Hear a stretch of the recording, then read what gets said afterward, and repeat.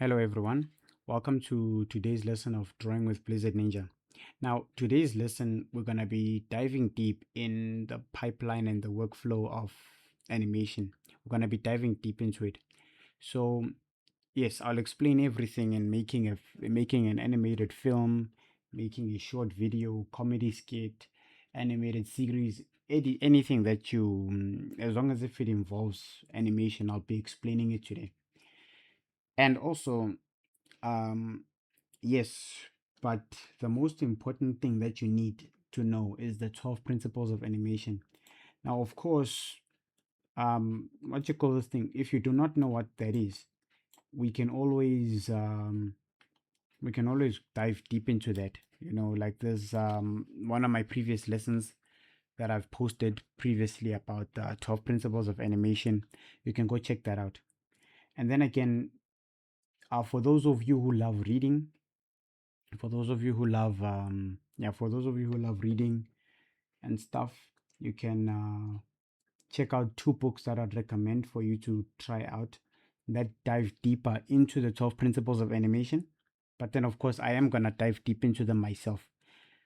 I will explain how to apply those laws in certain, well, sorry, apply those principles in certain aspects of video creation, etc., and all that. So, the first book that I stumbled across myself was this one, Animation Mechanics of Motion, The Mechanics of Motion by Chris Webster.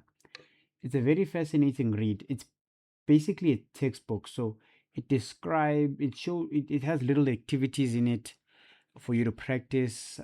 It's got little activities. It explains certain laws and how to apply them and stuff. But then, of course, I will be explaining the very same teachings from this book right here in these lessons of mine. So that's also another fascinating read to check out. And if you want to follow along with my lessons, you can actually download this book. It's actually free, but then I will provide a link for that book in my description below. And then the second book is this one, The Illusion of Life by Disney animation by Frank Thomas and Ollie Johnson. So basically, Frank Thomas and Ollie Johnson, these two gentlemen are the ones who basically uh well, let me just say they basically created the 12 principles of animation. They basically invented them. They basically took them out from the animation processes in order for future animators to work well, in terms of like to work well in the animation industry by using these 12 principles. So this book explains the origin of them and where they come from and how they are applied. But then again, yeah, these two gentlemen are the ones who basically invented the 12 principles of animation. So again, if you're a reader, you can go and check this out. But then again, I will be explaining the 12 principles of animation in these videos of mine. So in these lessons. So yes, let's dive into it. So now, the first things first, the most important thing that you need before anything, first of all, you need to write down your ideas. You need to plan, you need to write down, you need to have an idea, because animation starts from the mind, right? It starts from the mind. I'm gonna write this in bold.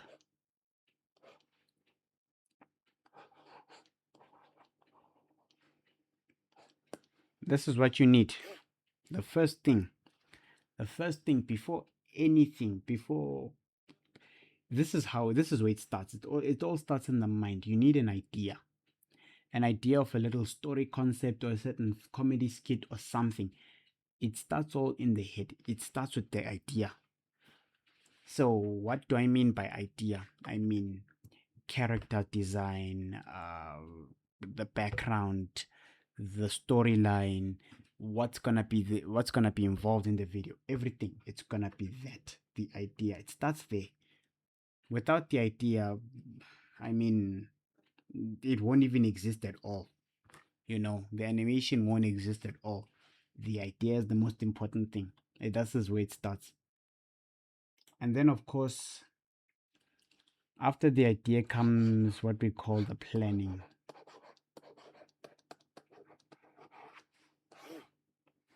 The planning. So, what is the planning? It's basically taking that idea of yours and you're writing it down, right? You write down the whole concept of it. So the concept writing comes into the planning. Concept right, it falls under the planning. Sorry. So it's concept writing. Well, it's concepting your idea, your little story of what's going on in that world, what's gonna be happening, who is gonna be involved, who are the characters, who's doing this, who's doing that, yada yada. That's the planning, right? And then of course again there's script writing, character design, everything, all of those comes from the planning. So now let's dive deep into the planning. Let's go deep into the planning. So first of all, once you've got your whole idea or concept idea written down, what you need to do now is write a script. My bad. Yeah, a script. You have to write a script. That's a script right there. So this is just a random script that I found online. But then what I'm basically saying is that once you've wrote down the idea of what is it that, or once you've wrote down your concept, then you write the script, right? So the script is basically the dialogue, the narrate, excuse me, it's the storyboard. I mean, it's the narration, the dialogues, all of that. Like basically, it's basically the story, but it's in a sequential order that you'll be following, that your characters will be following while they are acting out what's on the script. All right. Number two, yeah, so the script, you know what I mean? Yeah. And then comes the character design. But before the character design, there must be the character planning. The character planning is the most important one right before the character design.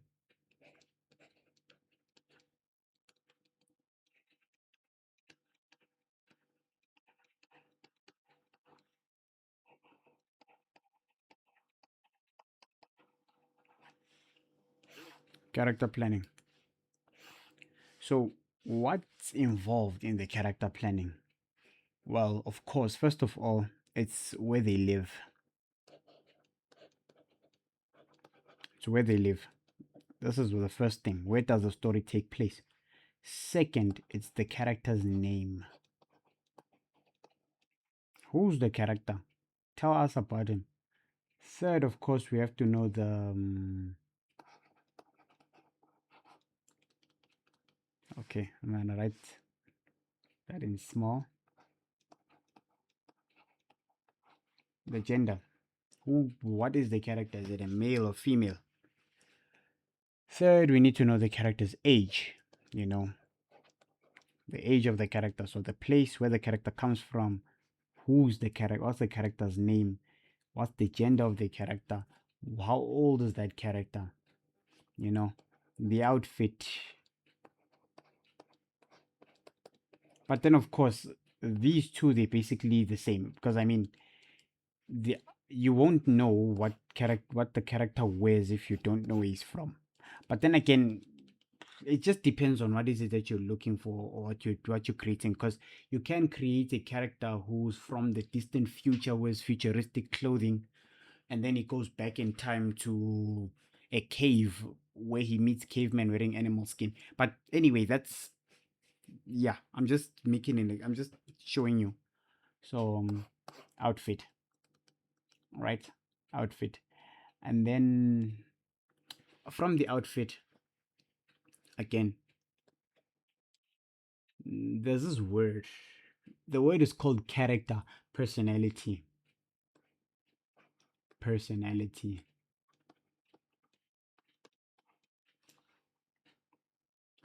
But you get what I mean. Personality, yes.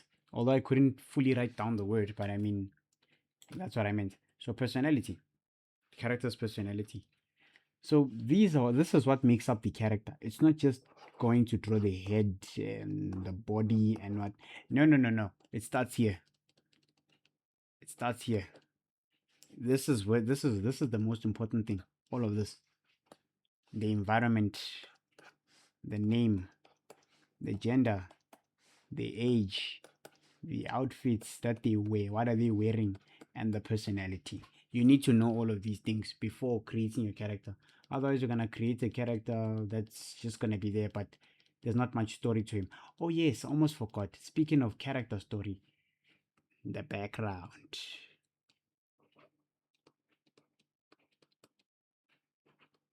The background. Character background. So you need to know where the character comes from, like what's the character's backstory. What made this character who he or she is right now in this present moment? What created them? But again, it just depends on what you're doing. But it's not all of this is gonna apply. But of course, the main ones are the six. This one it's optional. It just morally depends on, okay, if I'm working on a movie, if I'm working on a movie or a series, yada yada. But the most important ones are these six. Okay, now let's move on to the next one. So once you've already decided your character, oh, and also research is another big thing. You need to research all those things, that okay, if a character is a soldier, I need to do some, so I need to research soldier boots, soldier outfits, all those type of things. If it's the environment where the character comes from, you have to do research, but we'll get into that. So now the character design comes through. So this is one of so this is the main character of one of the stories series. Well, this is one of the characters of my series that I'm working on currently. She's the main character of the series I'm working on. Her name is Sunny, and the cartoon I'm working on is called Sunny and the Shadow Squad. If yeah, I'll link what you call this thing, the the channel down in my description, so you can go check out the things I post about this. But I'm still creating the first episode. I'm gonna drop soon. But anyway, yeah, this is the character design of my character Sunny, right? So she's a 5-year-old character. She's 5 years old. She's a fairy, of course. As you can see, you can tell with the fairy attire. Yeah, she lives in the Bright Village. But anyway, yeah, that's basically that about this character. You know, this is yeah, this is Sunny. All right. So as you can see, this is character design. So the whole thing with character design is you need to have this thing. It's called a character turnaround. Um, of course, I do have an updated version of this chart, but of where there's the back and everything. But I mean, yeah, this was like an early image. But anyway, so as you can see, this is the side. So so normally what people do is they'll take one side and then they'll just flip it into two different sides. But over here, I had to redraw this again because I mean, she's got this little thing going on with her hair here, you know, where yeah, she's got this little thing. So I had to indicate that over here and also here. So you get what I mean. So anyway, you need to create a character turnaround. So after creating the character, after designing the character, normally what people make you do is design the character maybe like 5 different designs and then you pick one, but it's not necessary. If you like a design, you can use that and just go with the flow. You don't need to do anything insane or crazy. That's only when, I don't know, you want the character to really pop, but I mean, or maybe you're not happy with the first design, then that's when you can play around. But necessarily, it's not like a big deal, if you were to ask me. All right, so then once you've created the character, then you have to create a character turnaround. So which is this? So you have to show the character in different angles. So side profile, three-quarter profile, front facing. You get what I'm saying? What I'm saying. Of course, there's gonna be the back and whatnot, but I did create all of that. It's just it's not in this chart, but yeah, basically. So this is practically it when it comes to the character design and character chart.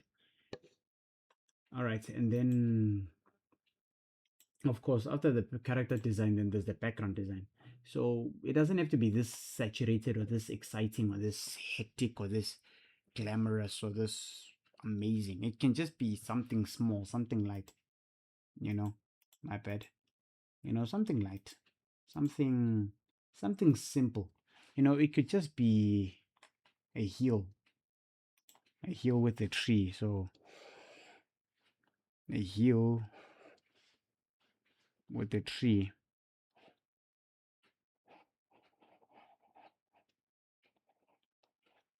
you know what I mean? So there's another tree there in the distance, but of course I want to make that one smaller. So you know what I mean? So it could be that, could be like a street corner,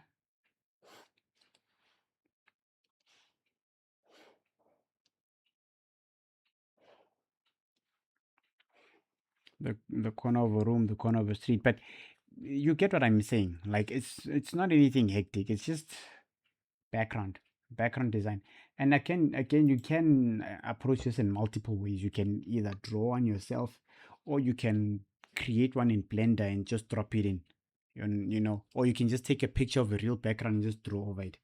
No one will hate you for that. Tokyo Revengers does that. Jujutsu Kaisen does that. Tokyo Ghoul does that, because I mean, these anime, they're all shot in Japan, Tokyo. So I mean, yeah, why not? So they do use real shots, but then they just trace over them and color them and whatnot. But anyway, yeah, it's background design. But then again, it depends on the setting that you're going for. If it's a made up background, of course, you can go wild and crazy, go create or go draw. But if it's a real place where you wanted to maybe be at your home and stuff, you can just take a video of your home or a picture of your home and just draw over that. Because I mean, it's gonna look accurate to your home because it's your home. You know what I mean? So it doesn't have to be always made up. It can even be about a real place, a real environment. But yeah, don't let these big industries and big people who are in these industries scare you guys. This thing is not as difficult as people make it seem to be. It's actually quite simple. Once you get into it, you'll actually enjoy it. It's like a game. It's like playing a video game. This animation is a very exciting hobby or job to do or to get into, or a career choice to follow and to pursue. You know what I mean? Oh, sorry about that. So we've already covered backgrounds. We've covered backgrounds and characters and scripts and concept. Okay, yes. Another thing is, after the backgrounds have been designed, the characters have been designed, and then you do what we call a storyboard. What is a storyboard, if you may ask? A storyboard is an animated script, or let me just say, it's a script that's been comicarized or comic bookerized, or that's been turned into a comic book. Let me demonstrate. So this is the storyboard of Wally. I'm sure you can see. This is the storyboarding of Wally. Wally, like the movie with the robots and whatnot. Disney. Okay, for those of you who don't know what Wally is, let me search it for you.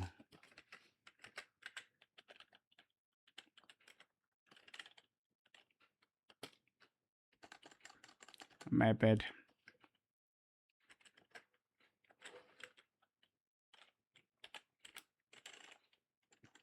Whoops.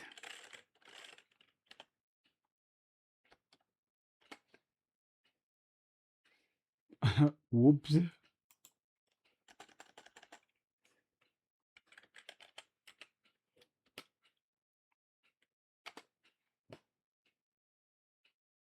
Yeah, today is just not my day. I'm not gonna lie, today is just not my day.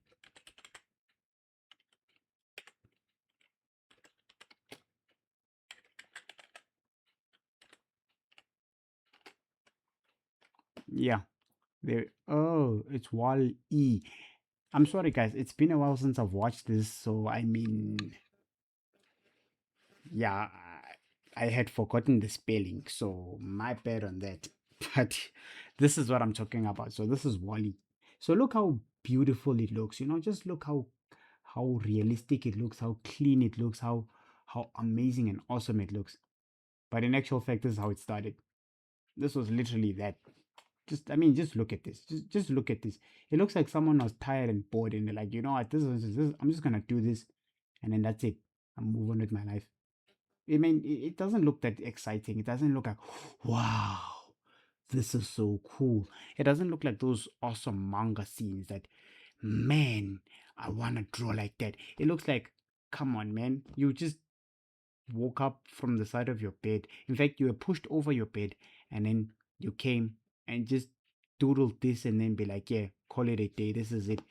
Anyway, my point is the storyboard, it's basically a direction followed by the script. So you're following the script with so you're creating a visual direction following the script to so that the video follows that certain path and that certain direction. So this is the storyboarding of Wally, but the finished item is this. You understand? You understand what I'm saying? You get where I'm going with this, right? So that's the thing. So this is how Wally started out. So of course it started out with the whole with the concept, with everything that I've been chatting about. It started with that until it got to this part, to the storyboarding, right? So this is so storyboarding is basically you following this. Okay, it's you following the script accordingly and creating visual imprints of visual images using the script's data so that you can have a direction on how to go with when it comes to creating the episode. That's basically that when it comes to storyboarding, you know. And not all storyboards look terrible like this. There are people who are professional storyboard artists. I'm not saying the person who did this is not a professional. This, of course, was created by a studio. They had a lot of other work to do, but then this was the direction that they had to follow. So that was that, and then this is probably from an anime. I'm not too sure where is it from, but it looks like it's from Blue Lock. Yeah, but I could be wrong. So you see, there's another storyboard. So it doesn't have to be the best. It just has to provide you the direction that okay, this is what I want to do. And of course, some people they do write little notes on them at the bottom and be like, okay, no, I'm gonna hold this for X amount of frames. I'm gonna do this for that and do this for that and blah blah blah, all of that. If you can check out I'll search up right now the anime storyboards and how they do their things. But if you can look at the Naruto storyboards, they look like they look like this actually. They're not that clean. They're not the best. They look like this. You understand? Because it's not anything hectic. It's just to give you a direction that okay, this is what I need to do. This is where I need to go. That's it. That's literally it when it comes to storyboarding. Then of course there are people who go insane and who actually want to add a lot of detail and stuff. Now these are the professional comic book artists. So as you can see, this looks much clear, you know. But then again, it's not necessary. Honestly, not necessary. And this kind of looks like Ferdinand, if you're to ask me. It kind of looks like Ferdinand. I could be wrong, but it looks like Ferdinand. And then, if you guys don't know what Ferdinand is, it's another animated series or movie, sorry. So, you see, something as simple as this. It doesn't have to be a fancy template. You could just draw squares and just have images on them and then write something down there. Be like, okay, uh character character jumps super high for 7 frames, something like that. You can just add something like that to give you a sense of direction that okay, this is what I want to do, so that when you look at that storyboard you can animate. Right, there's this one that I'm looking for.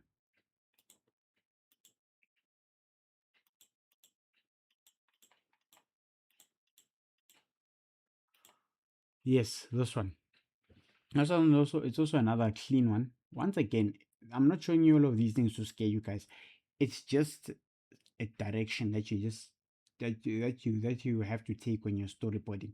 Personally, I don't storyboard necessarily. I just jump straight to the animatics. Storyboards, they come in handy a lot if you're working with maybe like a group of people or a team, so that at least they know exactly where is the script coming from and where is it going. That's the thing. But normally when I'm creating my series, I'm always working alone on it,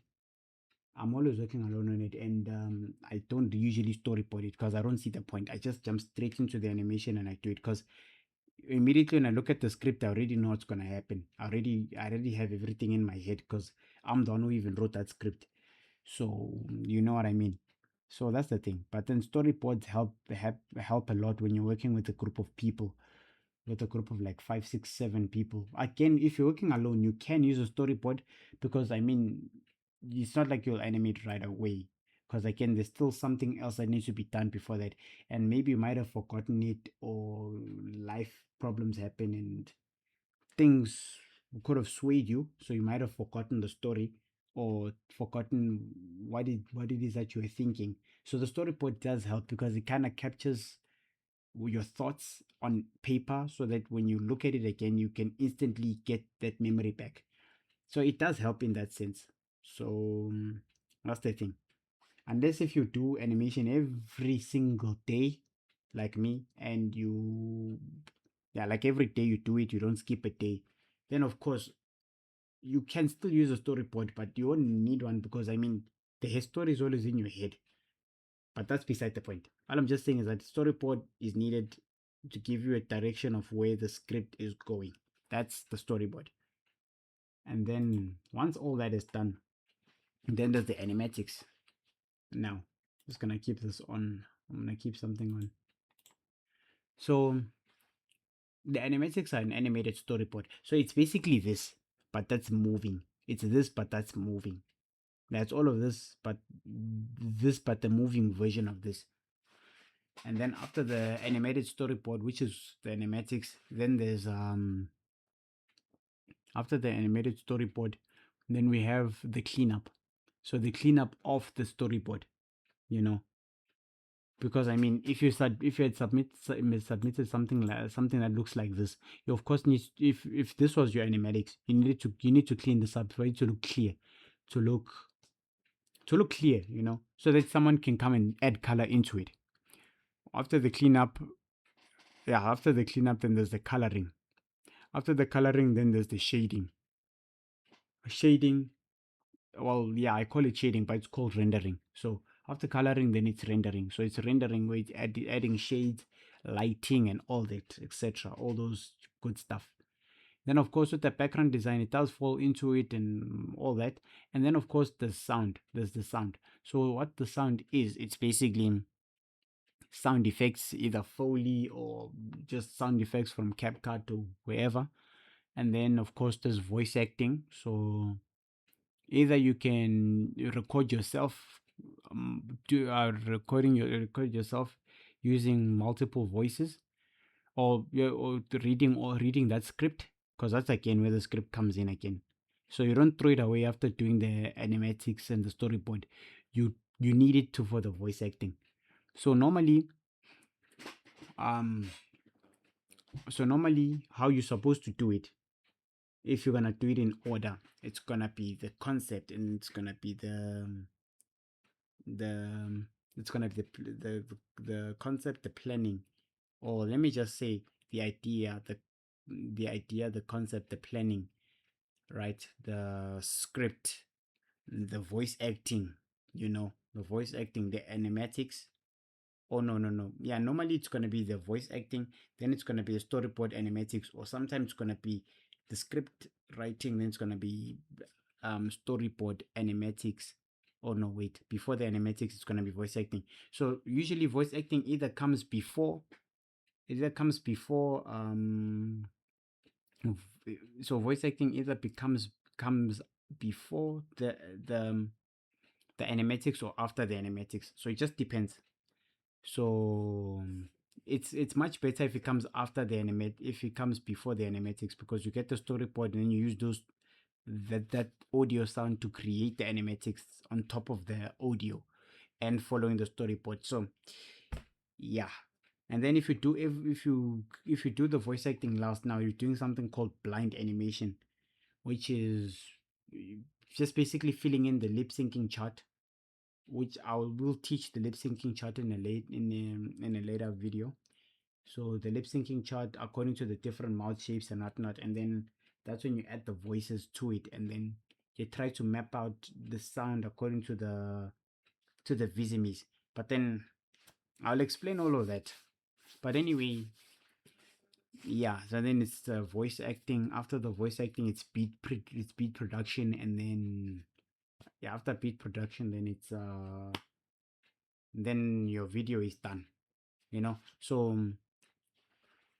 once again, I'm gonna write it down over here.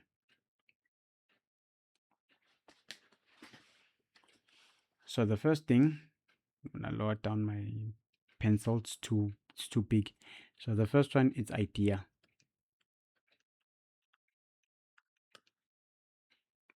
Idea. And then the concept. Concept. So it's the idea, it's the concept, it's the planning.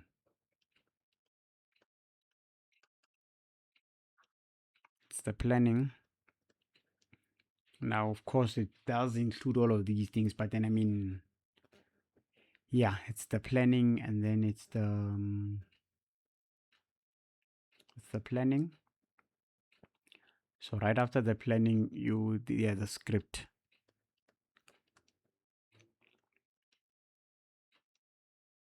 The planning, the script. After the script, then you get the storyboard. Oh wait, before the storyboard, after writing the script, you do character design.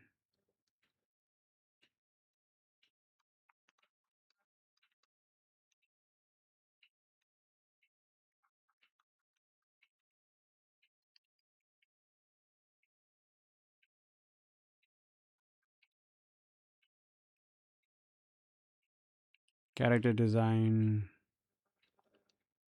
background design.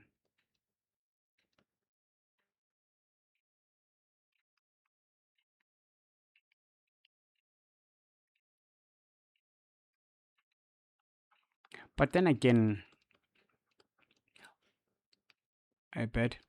But then again, it does differ. It does depend. After the planning, because I mean, the character design and the background design falls under the planning. But I mean, you can work any way you want. You know, you can do anything you want. You don't necessarily have to follow this order. You can do exactly what you want. So it's the script, and then of course, but then these two they basically do fall under planning because I mean, character design, background design is the planning, but I mean, once again, you can do anything that you want. So, character design, background design, and then it's the storyboard.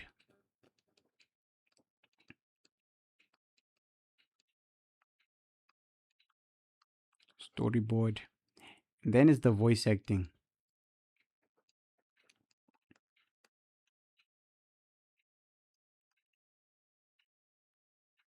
Oh, God. Voice action. Voice acting. After the voice acting, then it's the animatics.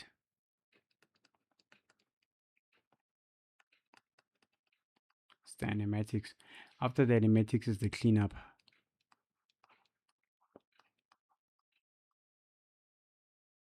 It's the cleanup. After the cleanup, it's the coloring.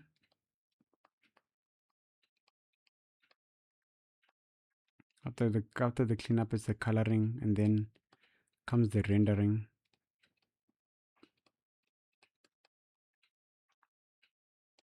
After that comes the sound effects.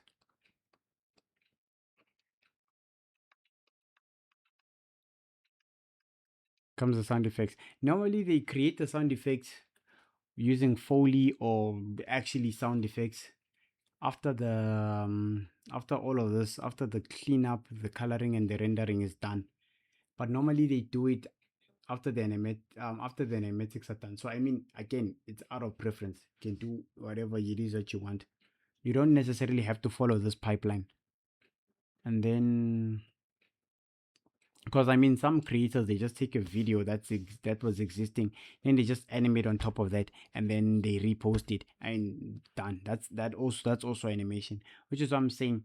It doesn't necessarily apply to to everything that you want to be doing. So if you want to create comedy skits, just you can just download somebody's video, remove the video, and just keep the sound and animate on top of that sound as your character is speaking in behalf, well, in place of those two people in the video, and then you just post it. I mean, yeah, you don't. It doesn't have to. That doesn't necessarily have to follow this entire chart that I'm writing, or this entire list that I'm writing. This list is mostly for like series, creating a movie, all that. Of course, yeah, with some comedy skits, yes, you are gonna follow this process, but then I mean, it's not all the time. That's all I'm gonna say. So sound effects. After sound effects, it's gonna be the beats.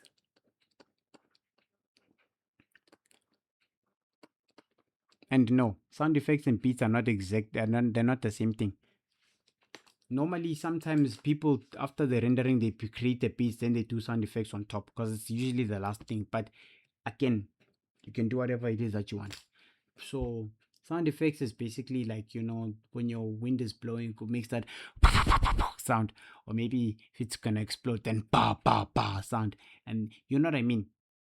Normally in comic books, whenever the sound effects, they call it onomatopoeia.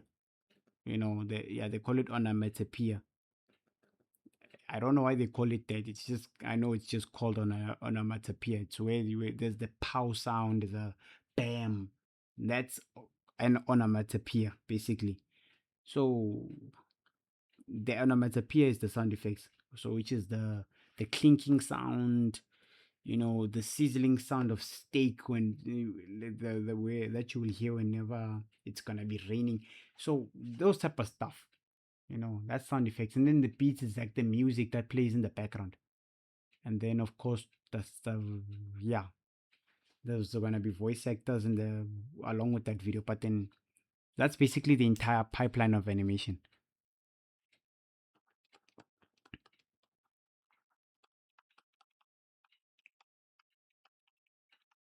List.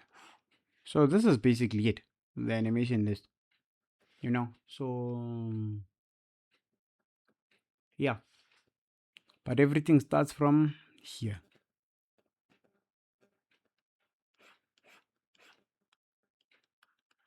Starts from there, the idea.